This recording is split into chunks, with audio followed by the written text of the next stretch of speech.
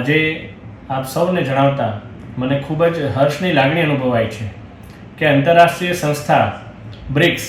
અને એની આ વર્ષની જ્યારે મેઇન સમિટ બ્રાઝિલમાં થઈ હતી ત્યારે એક સૈદ્ધાંતિક નિર્ણય કરવામાં આવ્યો હતો કે બ્રિક્સનું એક લિટરેચર ફોરમ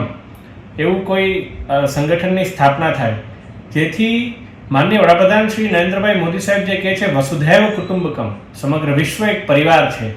એના અંતર્ગત સાહિત્ય અને આપણા સોફ્ટ પાવરને પણ આપણે એટલું જ સેન્સિટાઇઝ કરી અને આગળ વધારી શકીએ. ભલે કોઈ સારું સાહિત્ય હોય એ ભારતીય ભાષામાં હોય, પરંતુ એને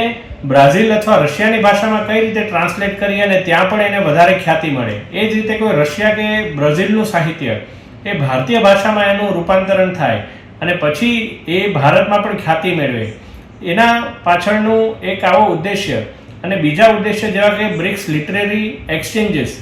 કે આપણા સાહિત્યકારો છે બીજા બ્રિક્સ દેશોમાં જાય, ત્યાંથી ત્યાંના સાહિત્યકારો અહીંયા આવે અને વધારે મનન ચિંતન થાય અને બ્રિક્સનું જે સોફ્ટ પાવર છે એ એકજૂટ થાય, એ માટેના વિચારને ઇમ્પ્લિમેન્ટ કરતું ફોરમ એટલે બ્રિક્સ લિટરેચર ફોરમની અંદર ભારતના પ્રતિનિધિ તરીકે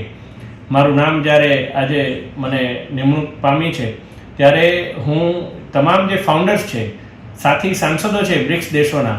ડૉક્ટર જ્હોન કોમ્પોઝ હોય કે મિસ્ટર દિમિત્રી કુઝનેત્સોવ હોય, એવા તમામ સાંસદોનો પણ હું ખૂબ ખૂબ આભાર માનું છું. સાથે સાથે બ્રિક્સ લિટરેચર ફોરમના તમામ જે સાથી દેશના જે સદસ્યો છે એમને પણ હું ભારતમાં આવકારું છું કે આવો આપણે સૌ સાથે મળી અને આદરણીય મોદી સાહેબની